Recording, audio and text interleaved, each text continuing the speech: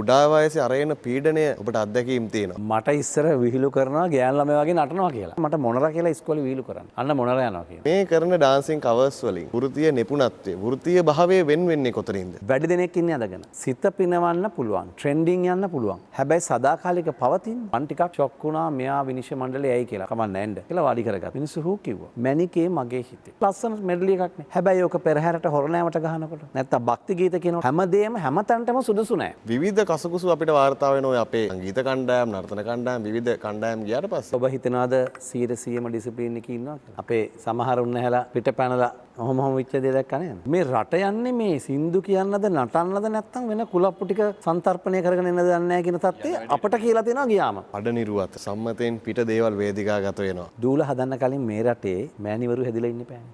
නටන්න නිර්වත ඕනේ නැහනේ. හැබැයි කොහෙන් හරි ගෙනාගත්තු තඩි ගෑනු ළමයි ටිකකට කොටට අන්දලා අති ශෘංගාරාත්මක බලන්න බැරි තරමේ අපුල චලන දැම්මහම මේ කැමරාකරුවෙකුටවත් අපේ සහෝදර බලන් ඉන්න පුළුවන්ද? අම්බානිස් බෑඩ් චොයිස්.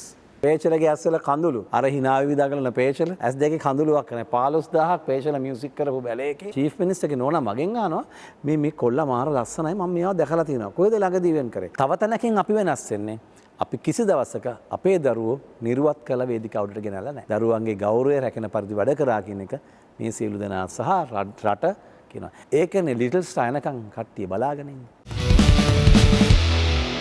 නර්තන වින්‍යාස නර්තන අභ්‍යාස හදාරලා නැට්ටුවෙක් වෙන්න පුළුවන් වුණාට ඒ පන්නරෙන් ලෝකෙම හොල්ලපු නැට්ටුවෙක් වෙන්න හැමෝටම බෑ.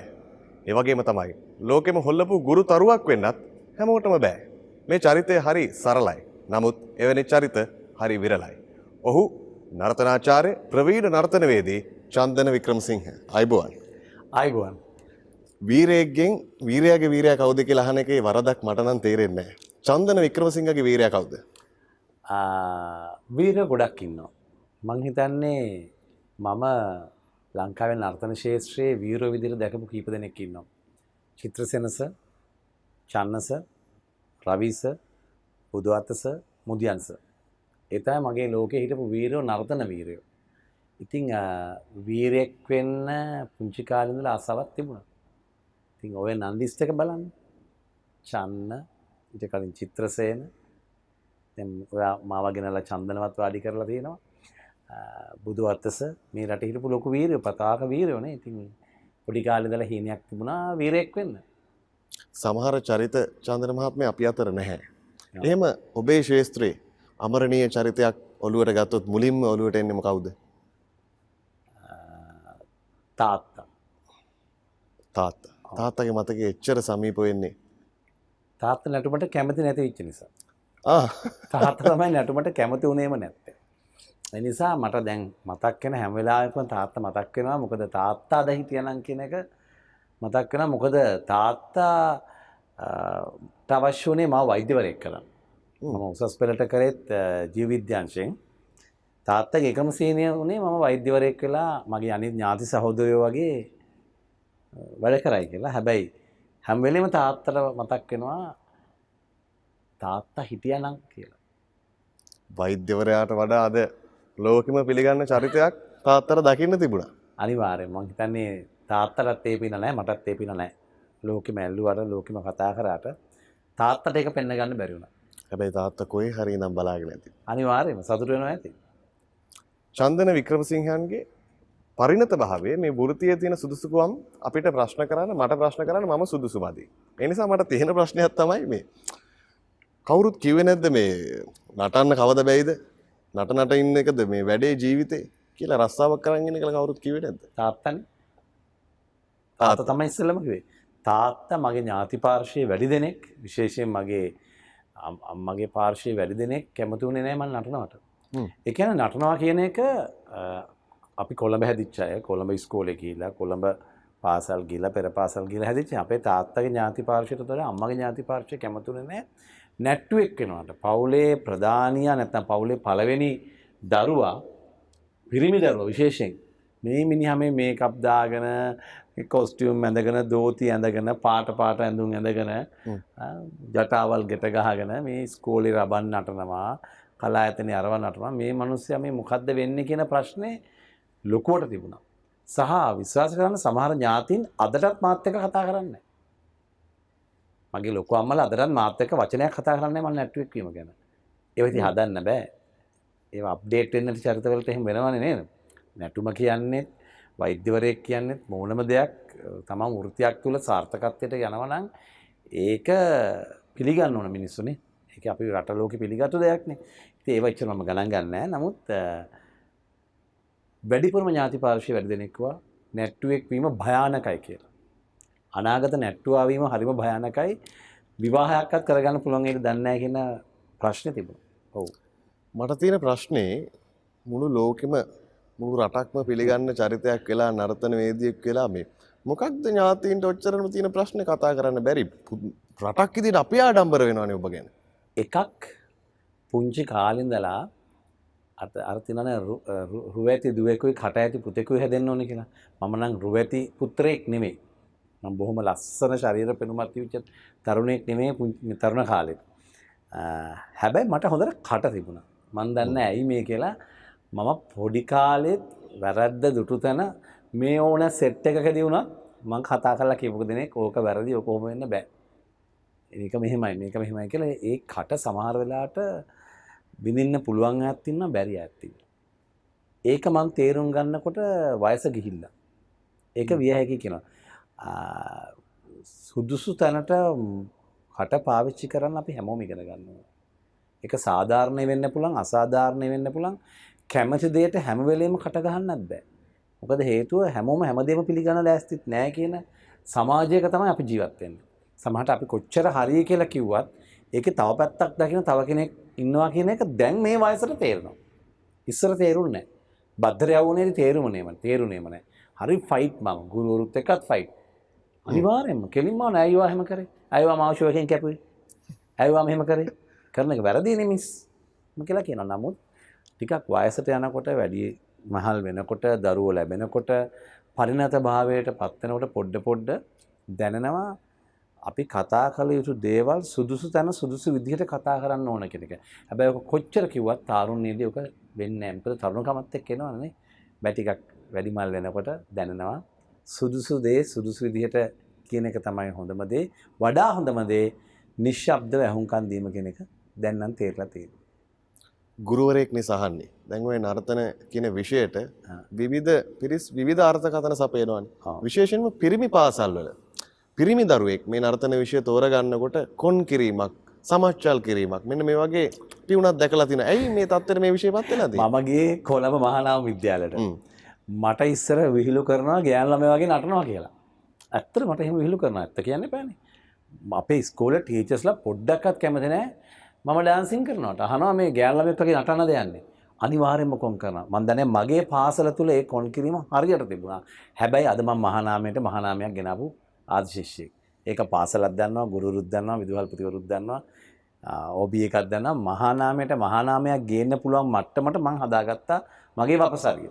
හැබැයි අදටත් පාසල් වල පිරිමි ළමයි කොන් වෙනවා ඔය නැටුම් හින්දා. ඒකට තව වෙන හේතුත් තියෙනවා. ඔය අහුවොත් ඒකට කියන්නම් මම හිමිසෙත්. හේතු තියෙනවා. ඒ පීඩනය දැන් ඔබ මහානාමයක් වෙලා ඉන්නවා.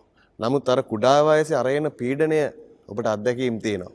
දැන් ඉන්න දරුවෝත් ඒ අත්දැකීම් ලබනවා. මොන වගේ පීඩනයක්ද මෙතන තියෙන්නේ? අනිවාර්යයෙන්ම ඒ අදට වඩා ඒ පීඩනය හරි එදා වැඩි. මොකද එදා සමාජ මාධ්‍ය ජාල විවෘත නැහෙනි. අපි බොහොම කොටු වෙලානේ හිටියේ. අද විවෘත නිසා අද නැටුම කරනකොට දැන් පාසලක අද පුතෙක් නටනකොට ඒ පුතාට සපෝට් එකට SMS ගන්න හරි කොල්ලෝ ටික සෙට් වෙනවානේ පුතාලා ටික නේද ඉස්කෝලේ ටීචර්ස්ලාත් එහෙමයි. මගේ යුගයේ එහෙම තිබුණේ නැහැ. මං හිතනවා අද මේ ලෝකේ විවෘත වීම හරහා මේ ග්ලෝබල් වීම හරහා අද ඒක තත්ත්වය පොඩ්ඩක් අඩු වෙලා. එදා 77 4 පන්තියේ හිටපු මට තිබිච්ච පීඩනය මොනරෙක් නටන මට මොනරා කියලා ඉස්කෝලේ කිව්වේ. ඒ නිසා තමයි අනාගතේ මම මොනරෙක් හැදුවේ. ලෝක ප්‍රසිද්ධ වෙන මොනරෙක් හදලා රටවල් 70ක විතර පෙන්නන්නේ. එදා මට වැදිච්ච එක තමයි මට මොනරා කියලා ඉස්කෝලේ වීලු කරන්නේ. අන්න මොනරා යනවා කියනවා. මම මොනරෙක් නටුවා. ඒ පීඩනය තමයි ප්‍රතිඵලයක් විදිහට මොනරෙක් හැදලා ලෝකේ බොල්ෂොයි තියටර් එකේද ලෝකේ හැමතැනම පෙන්වන්නේ. මගේ ඔළුව තැම්පත් කරගන්න જાති. හැබැයි අද මේ ලෝකේ විවෘත වීම හරහා අද අත්ලට සියලු දේ ඇවිල්ලා තියෙන වෙලාවක අද ඩාන්ස් කව එකක් කරත් පොඩි දරුවෙක් ටීචර්ස්ලා ඇප්‍රීෂিয়েට් කරනවා. ප්‍රින්සිපල් කතා කරලා කියනවා පුතේ ඔයා නටුමට දක්ෂයි. දියුණු වෙන්න. නැත්තම් තරඟ තියෙනවා. අද විවෘතයිනේ. අද මේ විවෘත වීම හරහා ඒ පීඩනය මම හිතන්නේ 50%කින් විතර අඩුයි. පාසල් පද්ධතිය තුල. පවුල් වශයෙන් නැත්තම් පවුල් ඒකකයේ තුල අපි දන්නේ නැහැ එකිනෙකාගේ පවුල් හරහා ලැබෙන සහයෝගයනේ. අම්මා තාත්තා සහයෝගය දීපු නිසා අද මම මෙහෙම ඉන්නවා. ඒ නිසා විශේෂයෙන් අම්මා සහයෝගය දීපු නිසා මෙහෙම ඉන්නවා. වටපිටාව සහයෝගය දීපු නිසා, කැමරාව සහයෝගය දීපු නිසා මම අද මෙහෙම ඉන්නවා. නමුත් පාසල් පද්ධතිය වල මම හොඳටම දන්නවා අපි ඔබ හොඳටම දන්නවා අපි ලිටල් ස්ටාර් කරනවා. ටීවී දරනත් එක්ක බලන්නකො පාසල් වලින් කරන සපෝට් එක මේ චූටි දූල පුතාලාට. ඉස්සර වගේ කොම් කරන්නේ නැහැ. අද ලිටල් ස්ටාර් එකේ තරුවක් වෙනවා කියන්නේ දරුවෙක් ඒ පාසල ඒ ගම ඔක්කොම එකට එකතු වෙනවා. ඉතින් ඒ නිසා ඉස්සර වගේ නෙමෙයි. දැන් පාර පැහැදිලි. ඒකට ගරු කරනවා. නර්තනය විෂයක් විදියට හදාරන දරුවන් දැරියන් දැන් මේ ඩාන්සින් කවර්ස් හරහා Tamanගේ දක්ෂතා YouTube Facebook මේ වගේ සමාජ මාධ්‍ය හරහා වැඩි දියුණු කරගන්නවා. ඒ අතරේ සමහර පිරිස් ඉන්නවා ඩාන්සින් කවර්ස් කරලා Taman ඩාන්සින් ස්ටාර්ලා කියලා හිතාගෙන මේ වගේ ප්‍රභේද ගොඩාක් තියෙනවා. මේ කරන ඩාන්සින් කවර්ස් වලින් වෘත්තීය නිපුණත්වය වෘත්තීය භාවයේ වෙන් වෙන්නේ කොතනින්ද? ඩාන්සින් කවර් එකක් කරලා මම නර්තන ශිල්පියෙක් කියලා හිතන්නත් පුළුවන්. ඒක මාධ්‍ය කරපු හොඳක් හෝ නරකක් හෝ කියලා කියන්නත් පුළුවන්. අවස්ථාව තියෙනවානේ. මේ අවස්ථාවට අනුකූලව අද ඩාන්ස් කවර්ස් කරන ඕන කෙනෙකුට අවස්ථාවක් තියෙනවා. මොකද ඉස්සර පාසල් තරඟ වලට ගියාම විවිධ තරඟ වලට ගියාම හරි කැපිලි කැටිලි. ඔයා දන්නේ මල්ලි අපේ නර්තනයේ ශාස්ත්‍රය තුල නර්තන ශිල්පියෙක් හෝ ශිල්පිනියෙක් හැදීගෙන යනකොට තියෙන බාධා ගොඩයි. හැබැයි ඒ බාධාවල් ටික ඔක්කොම නැවතුණා ඩාන්ස් කවර්ස් වගේ දේවල් කරන්න පටන් ගත්තා. නැත්නම් ලිටල් ස්ටාර් හා ඒ ආදේශ වූ තරඟ මේ මාධ්‍ය ශාස්ත්‍රයට ආවම විවිධ රූපවාහිනී මාධ්‍ය හරහා අද ඕපන් වුණා. එතකොට පාසල් තරඟත් පෙළඹුණා අපි වගේම ලස්සනට ඇඳලා නටන්න. හරි විනිශ්චය දෙන්න. ඒ කියන්නේ පැත්තක් නොගන්න. එතකොට දැන් ඔබ කියපු කතන්දරේ තමයි ඇඳ ගන්න හොඳ නැහැ. වැඩි දෙනෙක් ඉන්නේ ඇඳගෙන.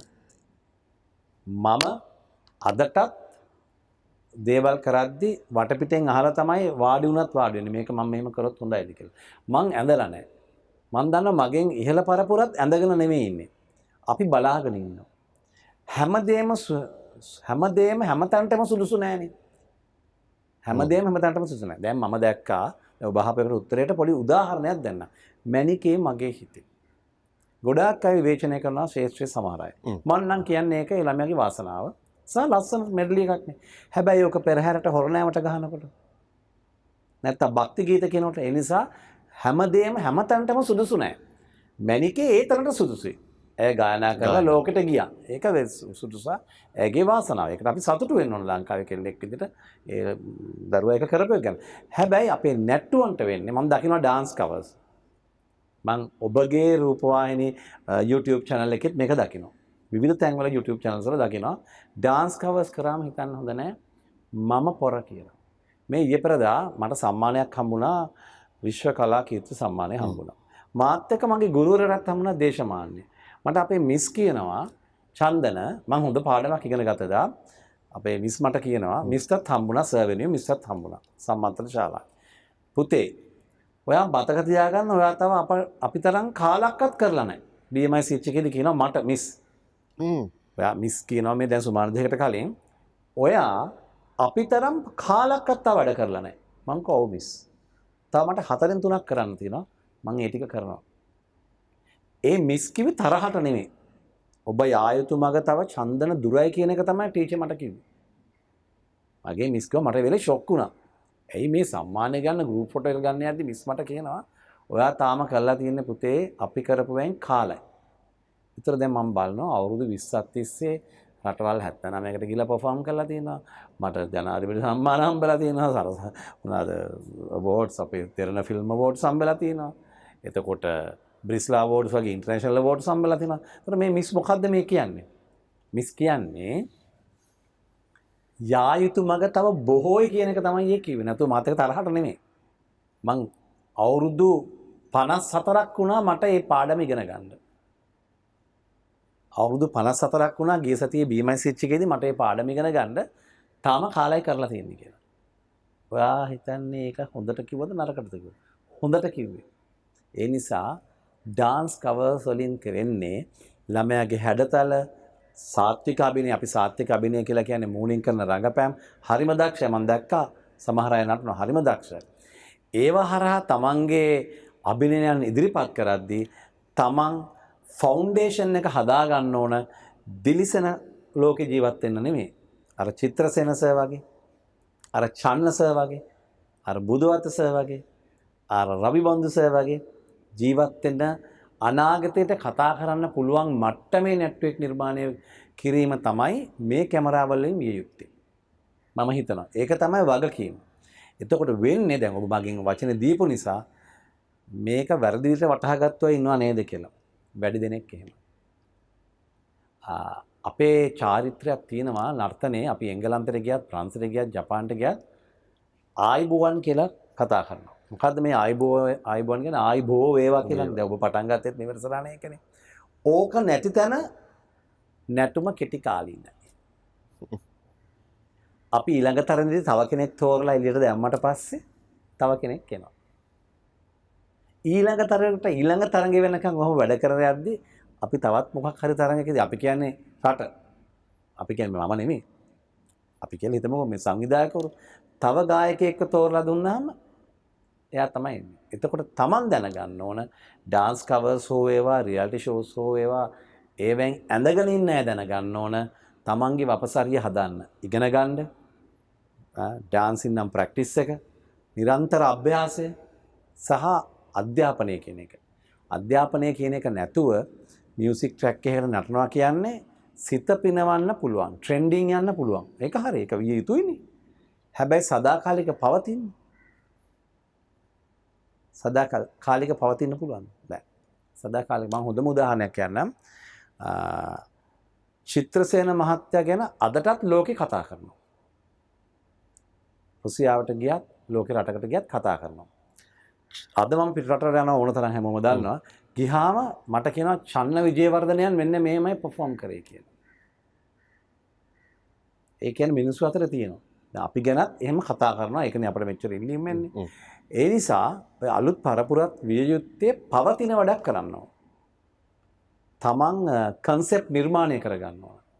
කන්සෙප්ට් නිර්මාණය කරගමින් යන ගමනේදී අනාගතයේ ෆවුන්ඩේෂන් එක දාගන්න පුළුවන් විදිහට තමන් වැඩ කරන්න. මොකද මාධ්‍ය, social media, electronic media and print media මේ මීඩියාස් තුනම ඕගලන්ට සහයෝගය දෙනවා. ඔය කියන තරුණ පරපුරට සහයෝගය දෙනවා.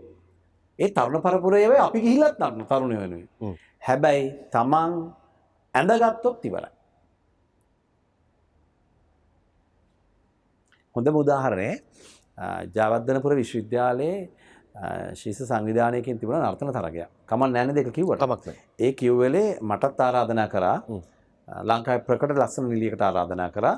සහ අපි තෝරපු තරගයක පිරිමි ළමයෙකුට ආරාධනා කරා විනිශ්චය මණ්ඩලයට. දැන් මම ටිකක් ෂොක් වුණා මෙයා විනිශ්චය මණ්ඩලයේ ඇයි කියලා. මං කමක් නැහැ තරුණයත් එක්ක වැඩ කරන්න එපානේ අපි.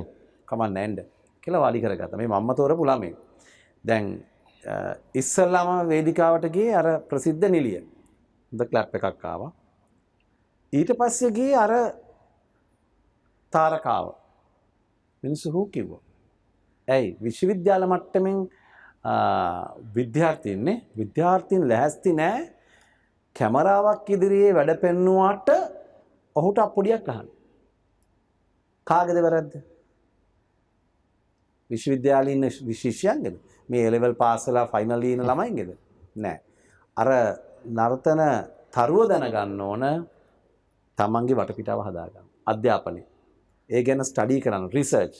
Go dancing, think about dancing. ගොඩක් ජාති තියෙනවා අපේ නටුමේ. Research dancing, talk about dancing. ඒවා නැතුව නිකම් ඇඳලා ගිහිල්ලා ඔහම ගියාම වැඩේ කරගන්න ඕකේ. ඉවෙන්ට් එකට ඕකේ. ටෙලිවිෂන් ඉවෙන්ට් එකට ඕකේ. ප්‍රයිවට් ඉවෙන්ට් එකට ඕකේ. හැබැයි සදාකාලික තියන්න නම් ඔය නංගිලා මල්ලා ටික දූලා පුතාලා ටික එතන. ඒක එහෙම වුණා එදා. දැන් මට හරි කරගන්න දෙයක් නැහැ.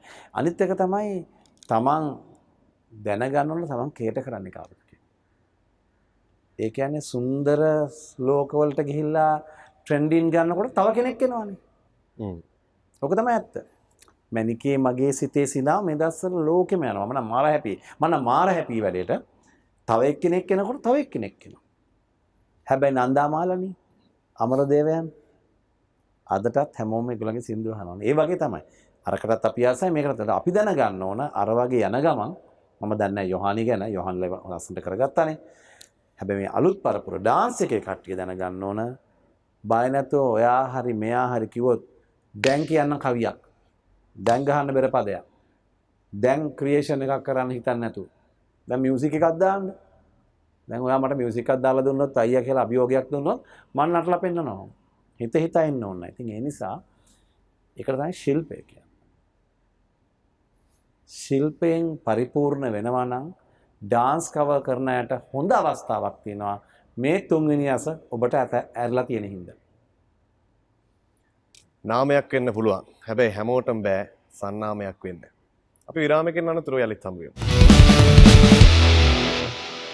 අපි දුඉන්නේ නොපැදී පැදී හදවතේ උණුසුම් හැඟුම් රන්දා පරිස්සම් හදවතේ උණුසුම ස්ටුවර්ට්ස් ඩේ. හිස් මොලයක් කොහොමද විශේෂකින් පුරවන්නේ කියන එක ගැන හැම වචනයකම ලොකු පාඩමක් ඔබට තිබ්බා. ඒ නිසා ඔබේ හදවතත් දැන් උණුසුම් වෙලා ඇති. අපි හදන්නේත් අපේ හදවත ටිකක් උණුසුම් කරගන්න. චන්දන වික්‍රමසිංහත් එක්ක ඒක රස විදින ගම අපි කතා බහ කරමු. දැන් ලෝකේ විශාල ඉල්ලුමක් තියෙන ඔබේ නර්තන කණ්ඩායමට. මේ වෙද්දි ගෝලියෝ කී දෙනෙක් විතර මේ බිහි කරලා තියෙනවද? ගෝලයෝ ගාන නම් ඇත්තටම කියන්න දන්නේ නැහැ. මම හිතන්නේ දැන් අවුරුදු 24ක් 25ක් වෙන කිට්ටුයි. හැබැයි දැනට මේ මොහොතේ වෙනකොට බොහොම ස්තුතියි. දැනට මේ මොහොත වෙනකොට මගේ කලායතන කීපයක් තියෙනවා. මොරටුව විවිධ ප්‍රාන්තවල අනුරාධපුරේ පටන් ගන්නවා හිතන්නේ ඉතට 4750ක් විතර ස්ටුඩන්ට් බේස් එකක් at present මට තියෙනවා. මේ වෙද්දි විදේශ සංචාර කීයක විතර නිරත වෙලා තියෙනවද? සංචාර ගිය ප්‍රමාණය නම් මතක නැහැ. මම සංචාරය කරලා තියෙන රටවල් 76ක විතර. පාස්පෝර්ට්ස් 9ක් විතර තියෙනවා. ඒ මට විතරක් ගෲප් එකේ ළමයින්ටත් ඒ වගේම දෙක තුනක් බඩල් තියෙනවා. දැන් අපි ගෙදරින් කොහෙට හරි යනකොට කියනවා ගියාට කමන්නේ පවුලේ නම කන්න එපා කියලා. ඔව්. ගම නියෝජනය කරලා යනකොට කියනවා ගම කන්න එපා කියලා. රට නියෝජනය කරලා යනකොට කියනවා රට කන්න එපා කියලා. මෙහෙම ගියාම විවිධ කසකුසු අපිට වාර්තා වෙනවා අපේ සංගීත කණ්ඩායම් නර්තන කණ්ඩායම් විවිධ කණ්ඩායම් ගියාට පස්සේ. ඔබට එවැනි අත්දැකීම් තියෙනවද කොහොමද මේගොල්ලෝව බැලන්ස් කරගන්නේ පාලනය කරගන්නේ? මම උදාහරණයක් මම ගැන කතා කරන්නම්. රට කෑවනම් ලබන සතිය 19 වෙනිදා මට රට යන අවස්ථාව ලැබෙන්නේ නැහැ. මේ 19 වෙනිදා මට ගමනක් යන අවස්ථාව ලැබිලා තියෙනවා. මම දන්නේ කොවිඩ් හින්දා මොනවද වෙන්නේ කියලා. ගම කෑම රට කෑම සහ තව එකක් කිව්වා. ඔව් පවුල තුලනේ. එහෙම තමන් විසින් තමන්ව කාගත්තොත් වැඩේ අවුට්. ඒ කියන්නේ තමන්ට එන ආවේගයන් නැත්නම් තමන්ට එන හැඟීම් කන්ට්‍රෝල් කරගන්න ඕන ආටිස්ට් කෙනෙක් වුණා. ඒ කියන්නේ නම්බර් 1 එකට සමහර අය දිනුවත් වැඩි කලක් දුවන්නේ නැත්තේ. තමන්ව තමන් කන්ට්‍රෝල් කරගන්න බැරි වෙනවා. ගොඩක් වෙලාට ඒක වෙනවා. කණ්ඩායමක් විදිහට මම බොහොම දැඩි නීති රීති ගන්න කොරියෝග්‍රාෆර් කෙනෙක් කියලා මේ වැඩ කරන හැමෝමත් දන්නවා. එහෙම නැතුව හරි අමාරුයි. ඒ කන්ට්‍රෝල් එක තියාගත්ත හින්දා තමයි තාමත් වැඩ කරන්නේ. ඒ කියන්නේ අපි හැම වෙලේම කියන්නේ අංක 1 නැටීම නෙමෙයි මගේ කණ්ඩායමේ. ඩිසිප්ලින් තමයි නම්බර් 1. හැබැයි ඔබ හිතනවාද 100%ම ඩිසිප්ලින් එකේ ඉන්නවා කියලා? නෑ. මට අත්දැකීම් ඕන තරම් තියෙනවා මගේ කණ්ඩායම තුල. 100%ක් ඩිසිප්ලින් මම කිව්වට ආයතනයේ ප්‍රධානියක් කිව්වට මට පේන ඩිසිප්ලින් එක තිබුණාට මම නැති තැන ඩිසිප්ලින් අවුට් වෙනවා. ඒගොල්ලෝ මං ටක් ගාලා අයින් කරනවා. තියාගන්නේ. කොච්චර හොඳ වුණත් තියාගන්නේ. කොච්චර දක්ෂම තියාගන්නේ. දැන් ඔය යන සංචාරවලදී ඒ ගනුදෙනුකරුවන් එක්ක තවත් නර්තන කණ්ඩායම් ගනුදෙනු වෙනවනේ. එතකොට දැන් ඔබලා ගිහාම කියන්නේ අර කොල්ලෝ හිටියා අපිත් එක්ක මෙහෙමනේ. ඔයගොල්ලෝ මොකද ඔය නීති දාගෙන ඇයි එහෙම කියලා අහන්නේ නැද්ද? මං එහෙම අහගත්තු කතා ගොඩක් තියෙනවා. අපිට එකක් මං හිතුවා මේ වැඩසටහන නම් ඒක කියන්නේ නැහැ කියලා. මොකද කලකදි රස කලකදි වහ වෙනවාලු. කලකදි වහ කලකදි රස වෙනවාලු. මේ දවස්වල අපි බොහොම සතුටින් සාමින් සමාදානෙන් මේ ගමන අපි ඔක්කොම එකතුලා මේ දවස්වල යනවා. හිත අනිදනකොට දැනගන්න ලැබෙයි. හැබැයි මං ඔබ අහපු නිසා කියන්නම්. දැන් ඩාන්සින් වල බ්‍රෑන්ඩ්ස් බලපු බ්‍රෑන්ඩ්ස් හදපු අය ඉන්නවනේ. අපි හැමෝටම බ්‍රෑන්ඩ්ස් තියෙනවනේ. බ්‍රෑන්ඩ් එකට මාකට් එක යන්නේ නැහැ දැන්. මම හිතන විදිහට. දැන් මේ කොවිඩ් එකත් එක්ක යන්නේ අතේ තියෙන බජට් එකට. කවුද කියලා බලන්න. හොඳ නම් ලක්ෂ 5.2මාටත් යන වෙලාවල් තියෙනවා. උදාහරණයක් පොඩි උදාහරණයක්. ඒ නිසා යම්කිසි බ්‍රෑන්ඩ් එකක් හදලා තියෙනවා නම් මගේ ක්ලයන්ට් මට මෙනවා කියන තියරි එක දැන් නැහැ. මොකද ඔයත් හොඳට කරනවානේ. මෙයාත් හොඳට කරනවා. මෙයාත් හොඳට කරනවා. ඒ නිසා එහෙම එකක් තියෙනවා. දැන් ඔබ අහපු මං නොකියා ඉන්න හංගපු ප්‍රශ්නේ. ඔව් ඩිසිප්ලින් එකක් තියෙනවනේ. ගෑනු ළමෙක් රට ගියාම සහ පිරිමි ළමයි රට ගියාම ඒ බබල් එක ඇතුළේ ඉන්න ඕන. දැක්කද බබල් එකකින් පිට පැනලා විච්ච දේ? ඊයේ පෙරද?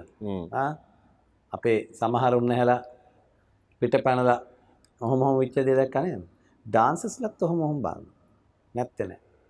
ආටිස්ට්ලත් ඔහොම බලනවා. සින්දු කියනට වඩා කරන්නේ ඔහොම බලන එකනේ. නටන්න ගියට වඩා බලන්නේ ඔහොම එක.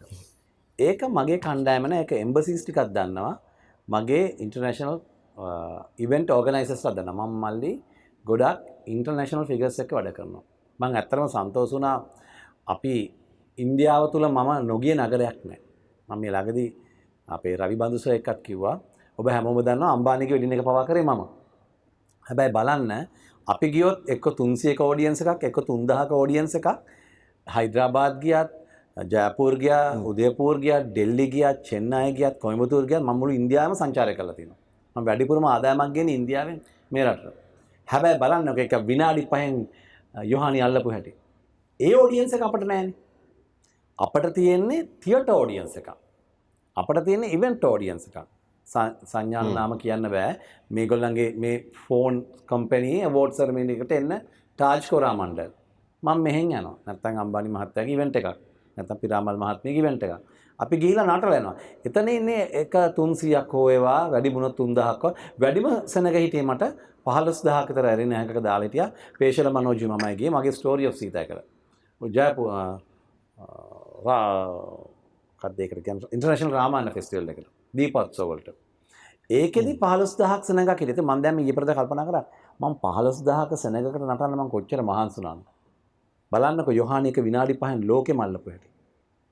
අන්න ඉතින් ඒ නිසා ඒවා තමයි එක එක බිස්නස් ට්‍රික්ස්. ඒක හොඳටම යාට වැඩ කරා. ඒ නිසා අපි සතුටු වෙන්න ඕනේ ගැන. අපි අවුරුදු ගානක් තිස්සේ ඉන්දියාවට ගියත් අපිට තියෙන සීමිත ඔඩියන්ස් එකක්. ඒ සීමිත ඔඩියන්ස් එක තුළ හරියට හැසිරෙන්න ඕන. අර මම ඔබට ඉස්සෙල්ලා කිව්වා වගේ මේ මොකද්ද වචනේ කිව්වට කමක් නැද්ද දන්නේ නැහැ මේ. එහෙම වචනේ හරිද දන්නේ නැහැ එහෙම කියන එක මේ වගේ channel. මේ කුලප්පුවක් හැදෙනවා. මේ රට යන්නේ මේ සින්දු කියන්නද නටන්නද නැත්නම් වෙන කුලප්පු ටික සන්තර්පණය කරගෙන එන්නද දන්නේ නැහැ කියන තත්ත්වය අපිට කියලා තියෙනවා ගියාම. යන වැඩේ පැත්තක තියෙද්දි හොයනවා. හයට ෂෝ එක ඉවර නම් ඉක්මනට යනවා මේවා තියෙනවා. ඒවා මගේ කම්පැනි නෑ. මගේ කම්පැනි දැන් උදාහරණයක් විතර නයිජීරියාවට ගියා සවුත් ඇෆ්‍රිකාවට ගියා සමහරලාට මම යන්නේ නැහැ. ඒ ඩිසිප්ලින් එකේ ළමයි ටික ඉන්නවා. හැබැයි එහෙම ඩිසිප්ලින් තියෙන ගෲප්ස් තව තියෙනවා නැතුව නෙමෙයි. තව ගෲප්ස් නෙමෙයි මම විතරක් නෙමෙයි ඩිසිප්ලින් එකේ තව අය ඉන්න ආටිස්ට්ලාත් තියෙනවා සෙල්ෆ් ඩිසිප්ලින් තියෙන අපේ ආටිස්ට්ලා ගොඩක් ඉන්නවා. මේ අමුතු කලබලේ තියෙන අලුත් අයට. මේ පරණ අයට නෙමෙයි. ඉතින් ඒ නිසා අපට මේ ඕගනයිසර්ස්ලට දෙන්න ගෑනු ළමයි නෑ. ඔය ඒකනේ මගෙන් අහන්න ආවේනේ. එහෙම අවස්ථා වාර්තා වෙනවා. එහෙම වාර්තා තිබුණා ඉස්සර දැන් නෑ. ඒ කියන්නේ අහවල් රටේ අහවල් ඕගනයිසර්ගේ වැඩේට යනකොට ගෑනු ළමයි දෙතුන් දෙනෙක් අරගෙන ගිහිල්ලා දෙන්න තරම් ඩාන්ස් ට්‍රූප් අපට නෑ. එහෙත් නෑ මෙහෙත් නෑ. ඒ යන කණ්ඩායමවල නර්තන අධ්‍යක්ෂ කෙනෙක් ගුරුවරයෙක් ඇතිනේ. මේ ගුරුවරයාට මේක හිතෙන්නේ නැද්ද? ඒ කියන්නේ ගුරුවරයා කියන තැනට ලෝකෙට යන්න කලින් ලංකාවේ බලන්න. සමහර තැන්වල හැමතැනම නෙමෙයි. සමහර තැන්වල දැන් මම ඔයාලට කතන්දරයක් කියන්නම්. ගිය අවුරුද්දේ සිංහල අවුරුදු වැඩසටහන් වලදී රේටින්ග්ස් වැඩිම තිබුණේ කොහෙද?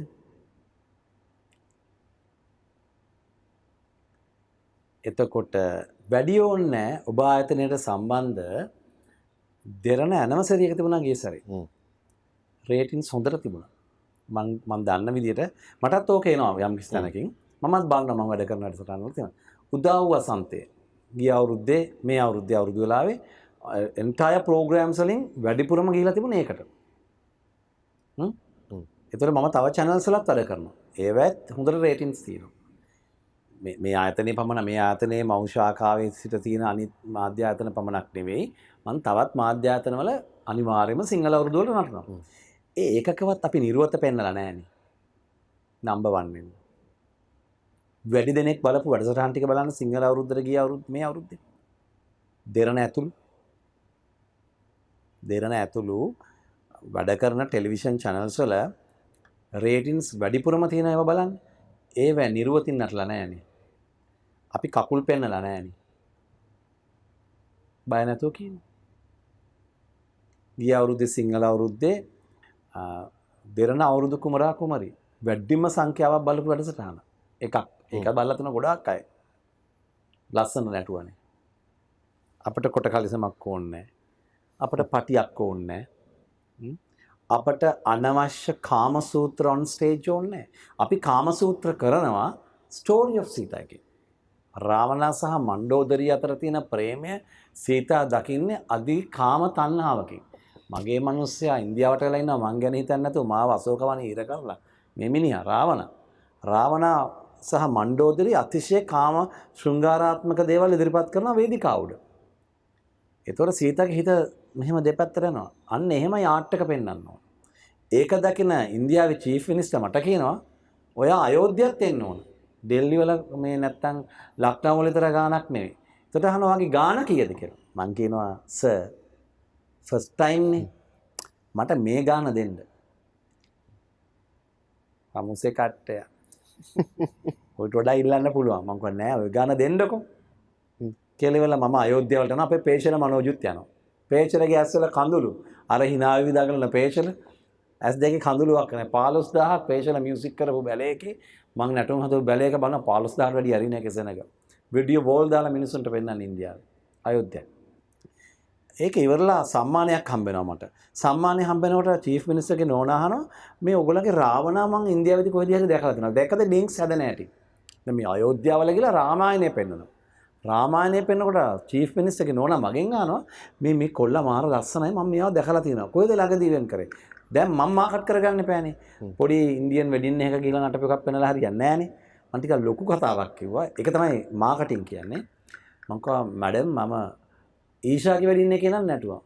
හරි අපි කතා වුණා වගේ ඩාන්ස් ගෲප් එක ගැන. මේ ඔයාද මේ? දැන් අපේ වැඩේට ආවේ. මම කිව්වා ඔව් මැඩම්. එදා නැටුවේ බොලිවුඩ්නේ. අද නටන්නේ ක්ලාසික් නේ. මම කිව්වා ඒක තමයි චේන්ජ් එක. තාම ඇඳලා නැහැ. මං ඇඳලත් නැහැ. රවිස ඇඳලත් නැහැ. චන්නස ඇඳලත් නැහැ. අපි වැඩ. දැන් අඩනිරුවත සම්මතයෙන් පිට දේවල් වේදිකාගත වෙනවා. මේවා රැට දරුවොත් එක්ක ඉඳගෙන කට අරගෙන බලාගෙන ඉන්නවා. දැන් මේ සමහරුන්ට කියන්න පුළුවන් අර ඔබතුමා කිව්වා වගේ මේකත් කලාවක් කියලා.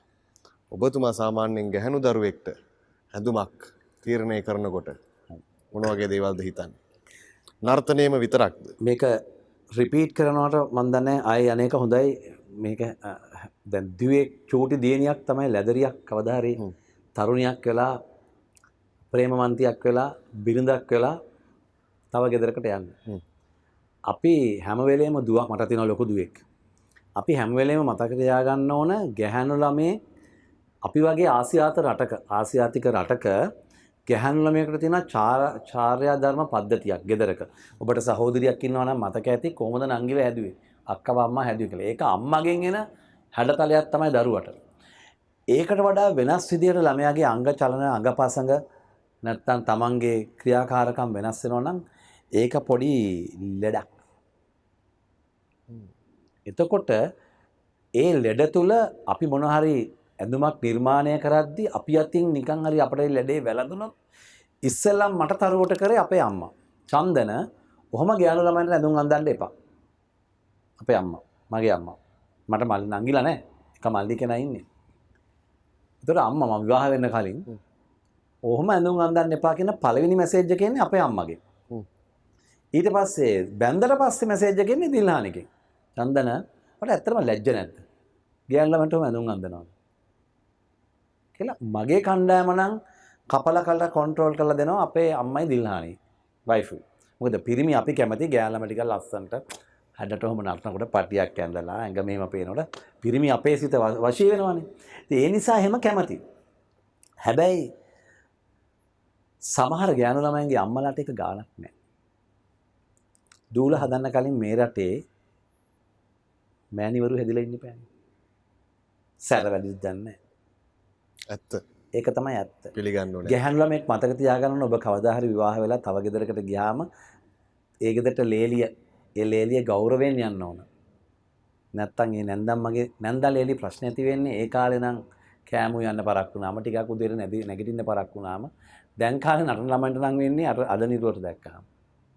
අනිත් එක ඒ වගේ ඩාන්සින් ට්‍රූප් කරන්නත් හරි ලේසි. ඒකත් එක්තරා විදිහක මාකට් එකක්. තමන් විසින් තමන් අලෙවි කර ගැනීම සඳහා ජනප්‍රිය රූපවාහිනී මාධ්‍ය තුළට රිංගලා ඒවා තුළ නර්තනයේ යෙදීම තුළ හොයලා බලන්න. අපි කොච්චර කිව්වත් ඕක පිළිගන්නේ නැහැ සමහර වෙලාවට සමහර අය. අර Facebook වල පිරිවි ළමයි දාන්නේ මේ නැටුම් කරපු කෙල්ලෙක් නම් එපාම්මේ කියලා. ඒ තත්ත්වෙට හේතුව ඒක විය හැකි. තමන්ව මාකට් කරගන්න ඕන නම් ඉදල් විකුණන්න ටිකක් එම නටුවට කමක් නැහැ. ව්‍යංගයෙන් කියන්නේ. ඒක තමයි මාකටිං. ප්‍රසිද්ධ රූපවාහිනී channel වල නිරාවරණය වෙච්ච පාද නිරාවරණය වෙච්ච ඇඟවල් දාගෙන නැටීම තුළ වෘත්තීන් දෙකකට අතවනවා. මන් දන්නේ ඇයි මේක සමහරු තේරුම් ගන්නේ නැත්තේ කියලා. නිර්වත ලස්සනට නටන දේවලුත් තියෙනවා. ලස්සන නටන දේවල් තියෙනවා. නිර්වතින් නෙමෙයි මං කියන්නේ. යම් කිසි ඇඟේ හැඩයක් පෙන්වීමේ නැටීමේ කලාවක් ලංකාව තුළ තියෙනවානේ. ඒක ලංකාවේ ඉන්ටර්නැෂනල් වේදිකාවටත් ගිහිලා තියෙනවානේ. නංගන් කියන්න ඕනේ නැහැ. ඒ තුල ආර්ට් එකක් තියෙනවා. රසවින්දනයක් තියෙනවා. ආර්ට් එක තුල මම හොඳම උදාහරණයක් කියන්නම්. කෙවින් නුගාරා මගේ ඊටාම අතිජාත සහෘදයා. ලැටින් ඇමරිකන් ස්ටයිල් එක නටනකොට කෙටි ඇඳුම් යඳින්නේ. ඔබ දකින්නවාද ඒ ළමයින්ගේ අකුලක්? නැහැ. දැන් කෙවින් නුගාරාගේ ඩාන්ස් ට්‍රූප් එකේ නටනකොට පැටි ඔහම ඇඳලා ලස්සන්ට සීක්වෙන්ස් ගවුම මෙතනට ඇඳලා කොටට ඇඳලා හීල් එක දාලා ඒ කෙල්ලෝ හරි ග්‍රේස්ෆුල් එකට නටනකොට අපි දකින්නවාද නිර්වතේ අඩුවක්? නැහැ. එතන තමයි ආර්ට් එක තියෙන්නේ. හැබැයි කොහෙන් හරි ගෙනාගත්තු ගෑනු ළමයි ටිකකට මේ තඩි ගෑනු ළමයි ටිකකට කොටට අන්දලා අති ශෘංගාරාත්මක බලන්න බැරි තරමේ අපුල චලන දැම්මහම මේ කැමරාකරුවෙකුටවත් අපේ සහෝදර බලන් ඉන්න පුළුවන්ද? ඇයි මේවට ඉඩ දෙන්නේ කියන එක මටත් හිතා ගන්න බෑ. ඉතින් මෙහෙම ගියොත් දෙමාපියෝ දෙපාරක් හිතයිනේ දරුවෙක් නර්තන විෂයට හිතනවා දෙමාපියෝ හිතන මේ සැරේ A level කරන්න ළමයි ඉන්නේ ටික දෙනයි. එකක් නම් පවතින සමාජ ක්‍රමයේ තුල ඔවුන් බයයි ගුරුවරියක් වෙනවද නැත්නම් ප්‍රාදේශීය සභාවක සංවර්ධන නායක තනතුරක් ගන්නවද කියන එක. ෆයිල් එක කරා යන්න වේද ගෙයින් එට කියන එක ගැන බයයි අම්මලා. ඒ නිසා A level ළමයි අඩු වුණා. හැබැයි රූපවාහිනී මාධ්‍ය තුල නර්තනයේ යෙදීමේදී දැන් ඔබ කැමතිද? හිතන්න ඔබ විවාහක නැහැ. ඔබට පෙම්වතියක් ඉන්නවා. ඔබ යවයි X ගාව නටන්න. ඔබ කියයි Y ගාවත් ඕකේ. ඔබ කියයි P ගාව නම් බෑ කියලා. අනේ නෙමෙයි. නෙමෙයි ගෙදරටලා ඉන්නවා. කියන්නේ නැද්ද? ඇයි ඒ? ඔබගේ හිත තුළ වර්ධනය වෙනවා තමන්ගේ පෙම්වතිය හරි ගෞරවණීය විදිහට ජීවත් විය යුතුයි කියලා. කොච්චර නටුමට දක්ෂද?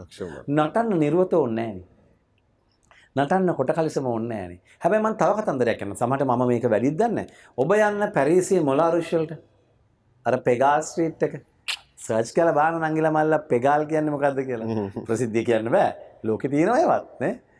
පෙගාල් ස්ට්‍රීට් එකේ කොනට ගියාම මොලාරුෂ් එක තියෙනවා. මොලාරුෂ් එකේ ගෑනු ළමයි නටන හැටි දැක්කොත් එක්ක මොලාරුෂ් කරන්න. පැරිසිය වගේ මේක. එක්ක එහෙම කරන්න. දර කකුල පොයින්ට් කරලා ලස්සනට අර ඇඳුම් ඇඳලා ඒක තුල තියෙන්නේ ආර්ට් එකක්.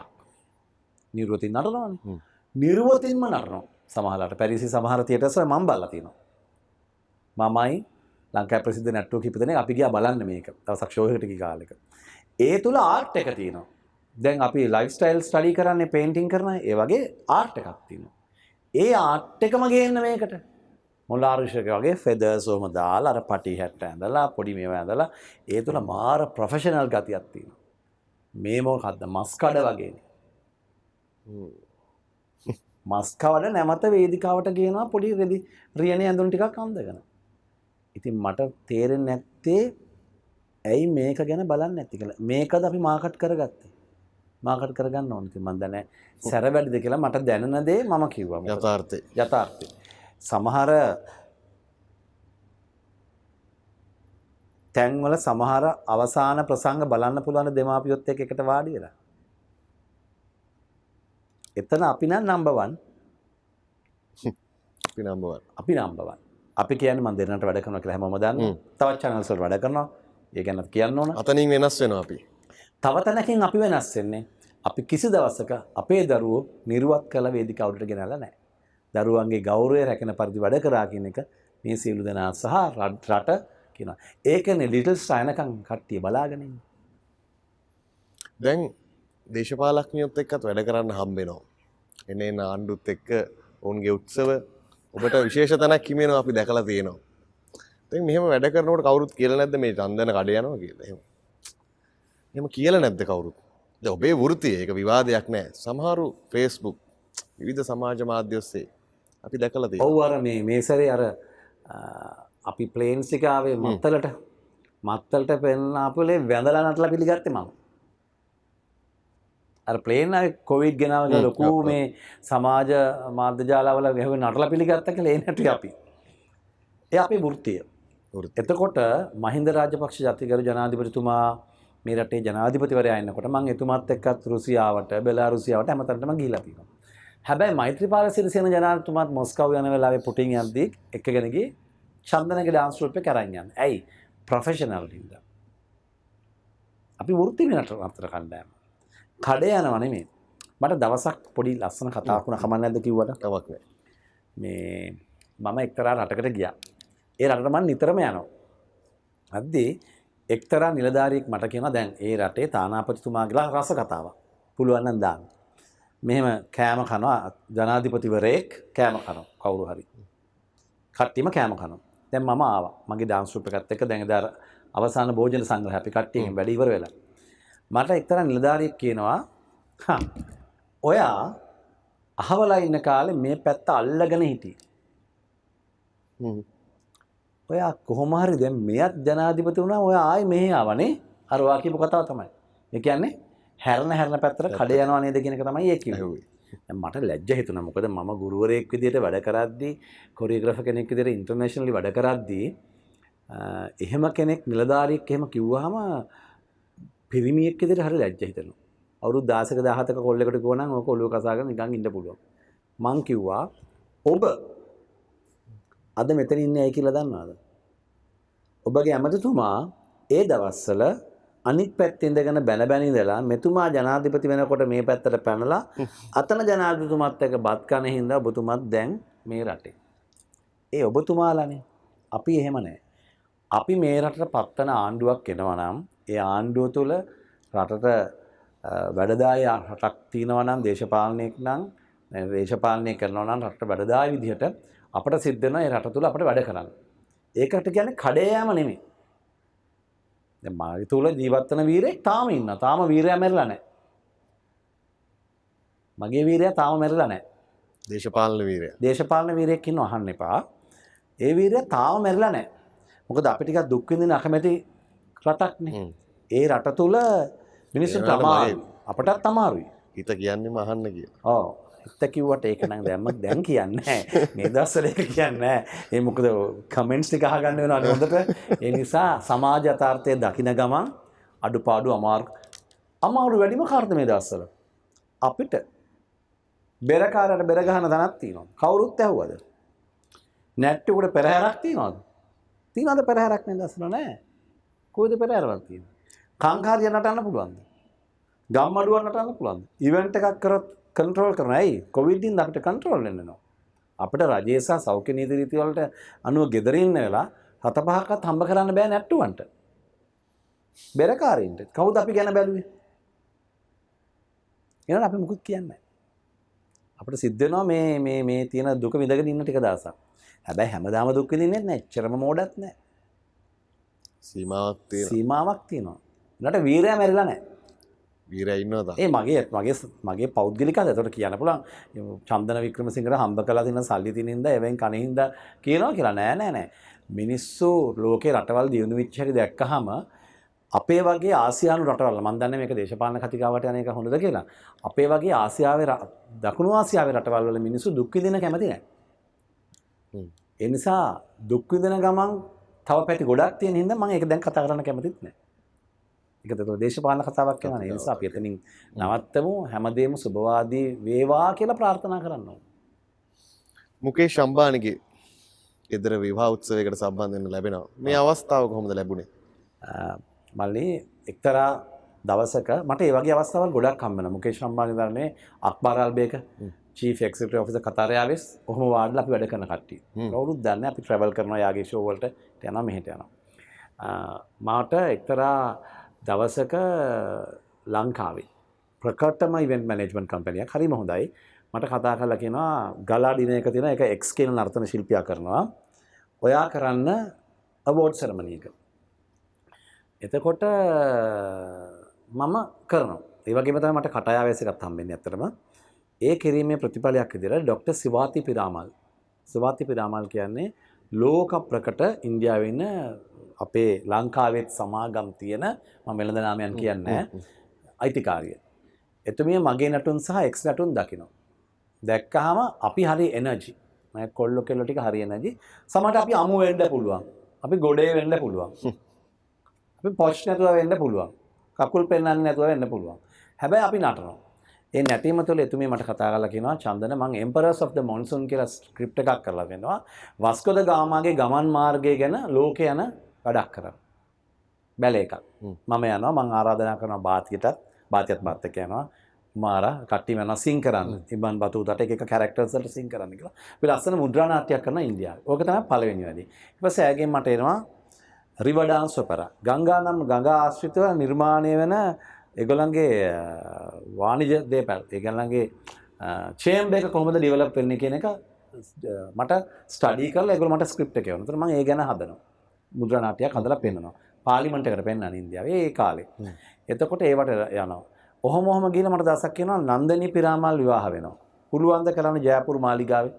මම පුළුවන්. කියලා එකක් කරනවා. නන්දනී පිරාමල් කියන්නේ පිරාමල් පුතාගේ අක්කා. බැන්ද ඊෂාව. එක පවුලේනේ. ඔය හැම එකේම අම්බානි මහත්තයාත් ඉඳලා තියෙනවා. ඔය නළු නිලියොත් ඉඳලා තියෙනවා. ඊට පස්සේ එක්තරා දවසක මට කියනවා දැන් ඔහොම ගොඩාක් ඒවට යනවා. under the stars ගොඩක් ඒවට යනවා. ගිහිල්ලා ඉතින් ඉන්දියාව ලංකාවට විදේශ විනිමය ගේනවා. එහෙනම් ඒ ප්‍රශ්නේ අහන්න එපා. හරිද? එහෙම එනවා එනකොට මට දවසක් කියනවා චන්දන මගේ පුතා බඳිනවා ඊෂාව. මම කව මොන ඊෂාද? මම ඒතකොට ඊෂාව දන්නේ නැහැ. අම්බානි දන්න කර ඊෂාව දන්නේ නැහැ නේ අපි වඳුරනවද? අම්බානි මහත්තයාගේ දුව බඳින මගේ පුතා ඔයා සින්දු ටිකක් එවන්න කියලා. මම ඉතින් සින්දු ලිස්ට් එකකුත් යවනවා. සින්දු ටිකක් යවම මට අනිත් හැරණ තැපැලෙන් කියනවා සංජය තිවාරි ඉන්දියන් බිස්නස් කවුන්සිල් එකේ ප්‍රෙසිඩන්ට් හැමෝම දන්නා මේ රටේ ඉහළ සමාජයේ. එතුමත් එක්ක පුළුවන් තරම් ඉක්මනට ඊළඟ ෆ්ලයිට් එකේ ඉන්දියාවට එන්න කියනවා. ගිහිල්ලා ඉවරලා මං කීප සැරයක් ගියා. ගිහිල්ලා සින්දු තෝරනවා. මං තෝරපු සින්දු ජනප්‍රිය වුණාට මගුල් ගාලට ගැලපෙන්නේ නැහැ. එහෙමත් තියෙනවානේ. හයි සොසයිටි වල පාවිච්චි කරන සින්දු වෙනයි සංගීත සන්ධ්‍යාවට නිකන් ඔය ෂෝ වල දාලා ඔය සමහර රියැලිටි ෂෝ වල මම දකිනවා මුන්නි බදනාම නෙලේ තාරේ ඔය බලනවා නැති අහන්නවත් හොඳ නැහැ සින්දු. ඒ වගේ සින්දු මගුල් ගාලට දාන්න බෑනේ. සා ඒගොල්ලෝ මට කියලා දෙනවා චන්දන සින්දු සිලෙක්ට් කරද්දි ඊට පස්සේ මෙහෙම සිලෙක්ට් කරන්න. ඒ වගේ වීල්ලා මම කරනවා මාත් එක්ක දන්න කියන අය ගියා. දන්න කියන අය මාත් එක්ක ගියා මේ වැඩේට ඇස් දෙකට දැක්කා. මොකද මගේ ටීම් එකට 30ක් ගියා. ඒතකොට 30ට මම කීප දෙනෙක් එකතු කරගත්තා මේ වගේ වෙඩින් එකක් බැලීමේ වාසනාව වටිනවා නේද කියලා. ඒක එක්ස්පීරියන්ස් ගන්න පුළුවන් ඉවෙන්ට්ස් කරද්දි ටෙලිවිෂන් ඉවෙන්ට්ස් කරද්දිත් නේ. ඉතින් අපි 30 දෙනෙක් ගියා. ඒතකොට බෙර වාදන ශිල්පීන් මගෙන් කොහෙන්ද ඕනේ කියලා මං කිව්වා දැන් මට බෙර 30ක් මෙහෙන් අරගෙන ගිය එක මට හොඳ වාසියක්. මගේ බෙර 30ක් අරගෙන ගියොත් දැන් රුසියාවට යද්දි ජපානයට යද්දි මම ඔය වගේ බෙර අරන් යනවා 30 40 යනවා අපි ට්‍රූප් එක. ගිහලා තියෙන ඉඳ මේ කියන්න බෑ නේද? මං කල්පනා කරනවා මම කට්ට වෙන්න බෑනේ. එහෙම කට්ට වෙන්නේ නැතුව මේ ශේෂ්ත්‍රයේ ඉන්න බෑ. ඔය කට්ට නැති තමයි අඳින්නේ කට්ටිය. මං කියනවා මට ජපානයෙන් බෙර 10ක් බෙර ටිකක් ගල් දෙන්න කියලා. ජපාන් බෙර වාදන ශිල්පීන් 30ක් එනවා. අර ලොකු හියුජ් බෙර ගන්න. ඒක හරහා හරි මම ගන්න එක්ස්පීරියන්ස් එකක් නේ. දැන් ජපාන් බෙර වාදන ශිල්පීන් 30ක් එනවා. විවිධ බෙර ජපානයේ තියෙන විවිධ බෙර මගේ සල්ලි නෙවෙයිනේ. මැඩම්ගේ සල්ලිනේ. එයා ගෙන්නනවා. අපේ ඩාන්සර්ස්ලා යන අපි ඔක්කොම ට්‍රැක්ස් වලට කරේ. හැබැයි අර බෙර එක්ක අපි කරන එක්ස්පෙරිමන්ට් එක හරි වටිනවා. දැන් මගේ කට්ටිය කියන මාත් එක්ක හැමදාම නටන එකට පොඩ්ඩක් තියලා කළා ගිහිලා කරා මම හිතන්නේ 2018 දෙසැම්බර් 12 බරාත් එක දුන්නේ. බරාත් එක කියන්නේ මංගල පෙරහැර. 13 කට තමයි ඉවෙන්ට් එක දුන්නේ. කරා ඉතින් වැඩේ කරලා හොඳට ආවා.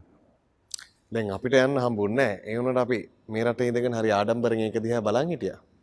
ඒ අතරේ අම්බානිස් බෑඩ් චොයිස් මතකද? ඒ ඇවිල්ලා මම දැන් මේවා කියන්න කැමති නෑ අත්තටම. ඒ කියන්නේ මං තරම් වාසනාවන්ත කොරියෝග්‍රාෆර් කෙනෙක් දැන් හොයාගන්නත්. අද මාත් එක්ක ඔක්කොම යාළුවෝ. එහෙම කියන්නේ ඇයි ඉතින්? එහෙම ඒ කාලේ කිව්වා.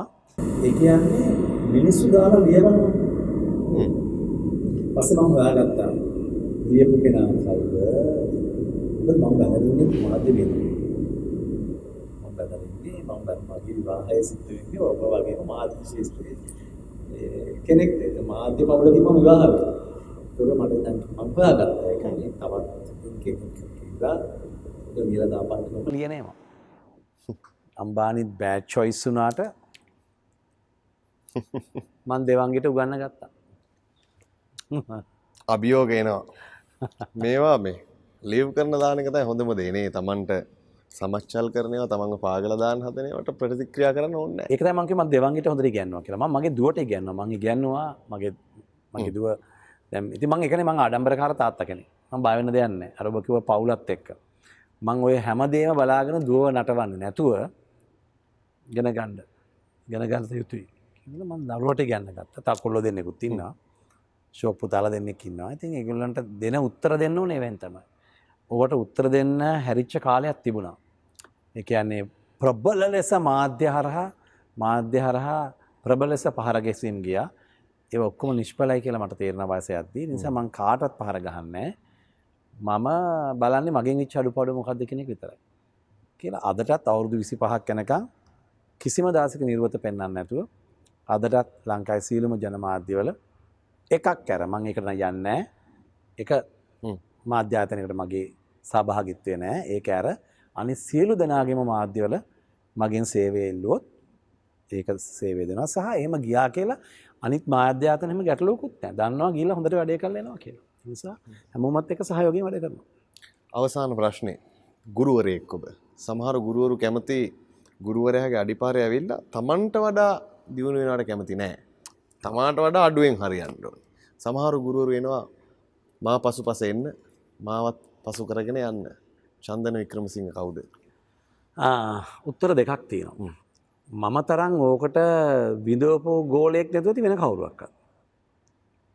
දැන් අද City of Dance වගේ Little Star වගේ දේවල් කරපු නිසා අලුත් පරපුරක් හැදුනානේ. හැම ටීවී එකක් බලන්නකො අපේ ළමයිනේ නටන්නේ. අපි තෝරපු ළමයිනේ. නැද්ද? මම නම් පුතා ඔයා තමයි හොඳයි කියලා තෝරපු මමත් තෝරපා ඇතුළු මගේ විනිශ්චය මණ්ඩලයේ තෝරපු ළමයි තමයි අද මාධ්‍ය ශාස්ත්‍ර ගොඩක් තැන්වල අද ඔය වැඩ පෙන්නන්නේ වීකෙන්ඩ් එකට. අපේ ළමයි. ඒකට අපි සතුටු වෙනවා ඒක. හැබැයි ඔබ අහන විදිහට මට ඒක තිබුණේ නැහැ. මම එන කාලේ හරිය කටෝරයි වැඩේ. ගුරුවරු කැමති වුණේ නැහැ. මට වැඩ දෙන්නවත් කැමති වුණේ නැහැ.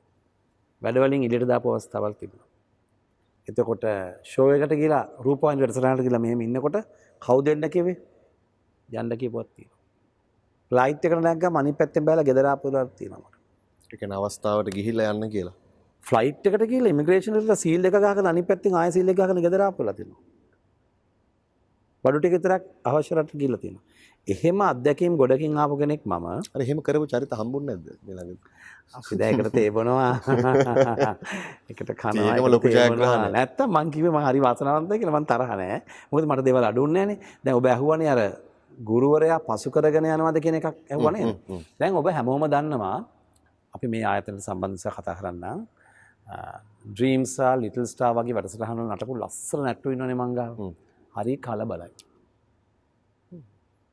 ඔබ දකින්න ඇති හැම වෙලේම ළමයි මාත් එක්ක නටනවා තාමත් ඉන්නේ නැහැ දකින්නවා ගිය සතියේ පිට සතියේ දැක්කා ගොඩාක් අයට වෙන්නේ මේ කැමරාව දැක්කහම ඔබ මගෙන් ආපු පළවෙනි ප්‍රශ්නේම තමයි දැන් දෙන්න තියෙන්නේ මේගොල්ලෝ ඕනට ඇඳ ගන්නවද කියලා. ඇඳ ගන්නවා. චන්දනත් එක්ක රට ගියාම ඇඳ ගන්නවා. චන්දන සර්ත් එක්ක ටෙලිවිෂන් ප්‍රෝග්‍රෑම් එකක නටුවාම අවුරුදු ප්‍රෝග්‍රෑම් එකක නට ගන්නවා. මට හොරෙන් අහනවා අයියේ මාව ටෙලිග්‍රෑම් එකකට එහෙම ගන්න බැරිද? දැන් නැතුව ඇති ඇඟ රිදෙනවා දනිස් කැක්කුමයි කකුල් රිදෙනවා මේ මිනිහා මරවනවා අපිව නටෝ එහෙම අහනවා. ඒ නිසා අපි කොහොමද බලාපොරොත්තු වෙන්නේ අපි පරයා ගෝලයෝ නැටුමින් ඉස්සරහට එයි කියලා. ශිල්පය දෙනවා ඔයාට හොඳටම. දැන් ආපු ඔයා නෙමෙයිනේ දැන්. දැන් අපි හිතමු දැන් ඔයා මගේ ගෝලෙක්. ඔයා එනකොට පරණලක් වගේ. ජිම් යවලා ඇඟවල් හදලා කෙල්ලෝ නම් මේකප් එක දාන හැටි ඇස් හදන හැටි මේවා ක්ලීන් කරන හැටි ඔක්කොම කියලා දෙනවා. ඊට පස්සේ දැන් යනවා රට යනවා පැරිස් යනවා ලන්ඩන් යනවා ටෝකියෝ යනවා. දැන් ඉතින් එන්න මොකක් දෙකක් යනවා. මම තාම බලාගෙන යනවා මේ කට්ටිය. ඊට පස්සේ දැන් ඔන්න මොකක් හරි ප්‍රසංගයක් තිබ්බම මට හොරෙන් අයියේ කැරක්ටර් එකේ පොඩි කෑල්ලක් දෙන්න බැරිද? කියලා ඉතින් 1000 2000 රඟපානවා. එහෙම අවස්ථා දෙනවා. ඉතින් කොහොමද ඔබ අහන ප්‍රශ්නෙට මම උත්තර දෙන්නේ? මම ගෝලය හදනවා නම් මේ ගමන යා යුතුයි කියලා ඒකට හේතුව තමයි දුක විඳින්න කැමති නැහැ. ෂණික සතුට සහ මොකක්ද ඒකට කියන්නේ මේ වටපිට තියෙන දිලිසෙන ලෝකය තුල බඩගින්න ඉවසා දරාගෙන ඉන්නවා. දුර ගමනක් යන්න ප්ලෑන් එකක් නැහැ. අපේ වැඩේ අමාරුයිනේ. ස්ක්‍රිප්ට් එකේ දෙබස් ටිකක් කිව්වා මම කියන්නේ මේ නළුව වෙන්න ගිහපු අය ඉන්නවා. නිලිය වෙන්න ගිහපු අය ඉන්නවා. පන්ති පටන් ගන්න ගිහපු අය ඉන්නවා. මගෙත් ඉන්නවා සමහර වෙලාවට අපේ channel එකේ නෙමෙයි මම අපේ කියලා කටපුරා කියන මම වැඩ කරන ගොඩක් වෙලාවට වෙන වෙන channels වලත් මම වැඩ කරනවා. ඉතින් අපි වැඩ කරන හැම channel එකේම නෙමෙයි. සමහර ඒවා තරඟ වලට ගියාම සමහරට O level වලට වැඩ පහක්වත් නැහැ. A level යන්නේ O level පාස් වෙන්න එපානේ. එහෙමනම් නැටුම් පිළිබඳ ප්‍රාරම්භ මධ්‍යම අවසාන විභාග පාස් වෙන්නත් බෑනේ. එහෙමත් නැහැ. හැබැයි අපි ඇඳුවානේ. අපි අන්දලා ඉවරයි. තුන්වෙනි ඇසකින් අපි අන්දලා ඉවරයිනේ. ඒකෙදි ඒක හරියට දාගත්ත නම් කරන්න ඉගෙන ගන්න එකනේ. ඉගෙන ගන්න. එහෙම නැතුව අර හන්දියේ ක්ලාස් එකක් ටික දවසක් තියෙනවා. මේ හන්දියේ ක්ලාස් එකක් ටික දවසක් තියෙනවා. මේ සියලුම මිනිසුන්ගේ බුද්ධි මට්ටම් එක වගේ නෙමෙයි. ඒ නිසා අම්මලත් ඒවට ළමයි අරන් එනවා. ඒ නිසා මට දෙන්න උත්තර තමයි කවුරු කවදා මා පරයා යයිද මගේ ගෝලයෝ එදාට මම ලංකාවෙන් එළියට යනවා. මෙන්න බිල්ඩිම මෙන්න ඇඳුම් ටික දැන් මේක කරගෙන යන්න පුළුවන් නම් ලාභයක් තිබුණොත් පොඩි ගාණක් බැංකුවට දාන්න. මම හදලා ඉවරයිනේ පාත් එක. එතනට මං ගෙනල්ලා තියෙනවා. අපි ජීවත් වෙන්න බෑනේ. මොකද මාකට් එකක් හදනවා කියන්නේ ඉන්ඩස්ට්‍රි එක තුල අපේ බ්‍රෑන්ඩ් එකක් හදනවා කියන්නේ ලේසි නෑනේ. දැන් මං හිතනවා මං ඒක හැදුවා කියලා මං හිතනවා. මට එන වැඩත් එක්ක ඒක. තමන් විනිශ්චය කරගන්න පුළුවන් නේ. ඒ විනිශ්චය කර ගැනීම තුළ මම දන්නා මේ ෂෝ එක මට එනවා මේක එනවා අර කෙන්නේ නැහැ. මම ගිය කාලේ හරි වෙන මට ඒ. හැබැයි මම යන්න කලින් කාට හරි ගෝලයකට මේක බාර දෙනවා නම් ඔහෝ ඇය ඒක දිරට කරගෙන යනවා නම් එහෙම පරයා යනවා නම් මෙහෙම ණයට උඩින් යනවා නම් මන් තරම් විතර ආස කෙනෙක් නැහැ වෙන කවුරක්වත්. මොකද මං එහෙම ණයට උඩින් ගියා. කරදර තියෙන නිසාම තමයි ණයට උඩින් ගියේ. හිතලමයි ගියේ. ඔව්. මට ඕන වුණා දැනෙන්න දෙයක් කරන්න. මම දැනෙන දේ කරගත්තා. හැබැයි ඊළඟ පරම්පරාවේදී මගේ ගෝලයෙක් වෙනවා නම් ගෝලයන්ට වදයක් වෙන්න මම ගුරුවරයෙක් විදිහට ගෝලයන්ව අඩන්තේට්ටමට පත් කරන්නේ නැහැ. මම ඒක වුණානේ. ඒකනේ මම නහය මෙරිකගෙන යන්න ඕනේ මට. ගුරුවරුන්ගෙන් විච්ච අකටයුතුකම් ලිව්වොත් පොත් 10ක් ලියන්න පුළුවන්. තුරු සමුදා පොත කියවලා බලන්න. හරි ලස්සන පොතක්. සුමිත්‍රා රාහුබද්ද මහත්මියගේ. හරි ලස්සන කතාවක් තියෙනවා ඒකේ. කියවලා බලන්න. මේක බලන හැමෝම පොත අරගෙන. හරිම ලස්සනයි. ගෝලයෙක් ගුරුවරයෙක් පුළුවන් වෙන්න ඕන තමන්ගේ ගෝලයාගේ ආදරේ අරගෙන යන්න. එතකොට කවදා කොහෙද දැක්කත් ටක් ගාලා හුනස් වෙන්න නැගිටලා තමන්ට ගෞරව කරනවා. ගෝලයක වෛරක්කාරයෙක් කරගන්න හොඳ නැහැ. ඒකට හේතුව ගෝලයා මෝඩයෙක් නම් වෛරක්කාරයෙක් වුණාට ප්‍රශ්නයක් නැහැ. ගෝලයාට මේක තියෙනවා නම් නැහැ මිදිකකටත් රටින් යනවා. එහෙම වෙන්න ඕනේ නැහැ නේ. ඒ නිසා මම අත දිග ඇල්ලලා දීලා තිනවා. ඔයා මේ ක්ලාස් එක කරන්න. ඔයා මේක කරන්න. මේ ගුරු පන්දලේට ඔයා එන්න. විශ්වවිද්‍යාලේ ගියා නම් එන්න නටන්න. මේ අයිටම් එකේ මේ පොඩි කැලුවා කොරියෝග්‍රාෆ් කරලා පෙන්නන්න. එහෙම එකක් මම හදලා තියෙනවා. මොකද මම ගෝලයන් අතරේ හුදකලා වෙන්න අකමැති නැටුම් ගුරුවරයෙක්. වැඩසටහන මුලදී මම ඔබට සඳහන් කළා මේ මිනිස්සයා සරලයි. නමුත් විරලයි කියලා. මේ විරල ඇයි කියන එක දැන් ඔබට පැහැදිලි වෙනවා ඇති. බොහොම ස්තුතියි අද දවසේ අපත් එක්ක සම්බන්ධ වුණාට. බොහොම ආසාවෙන් හිටියේ මේ වැඩසටහනට සම්බන්ධ වෙන විවිධ YouTube channel එක මම වැඩ කරනවා. දැකලා තියෙනවා. නමුත් මේ ඔබගේ ආයතනයෙන් කරපු වැඩසටහන දැක්කම මං හිතුවා මේ පාත් එකට මං නාවොත් නිකන් මට නිකන් අඩුවක් වගේ කියලා. මට අඩුවක් වගේ. අපටත් අඩුවක් වෙයි කියලා අපි තමයි මම හිතුවේ නෑ මම මේකට සම්බන්ධ වෙන්න ඕනේ කියලා. මොකද අපිට කියනවානේ දැනගෙන කතරගම යන්න කියලා. අතරමඟ වෙනවට වඩා. අතරමං වෙනවට මේ දැනගෙන යන මාර්ගයක පාත් එකේ හිටගත්තා කියන්නේ අපිත් එකතු වුණා කියන්නේ මේ මග කවදා හරි දවසක টොප් එකට යන මාර්ගයක තමයි අපි මේ වාඩිලා තියෙන්නේ. එක ඉස්සරහට ඔබට දැනෙන්න ලැබෙනවා. බොහොම ස්තුතියි. ජය වේවා. ජය හිතයි.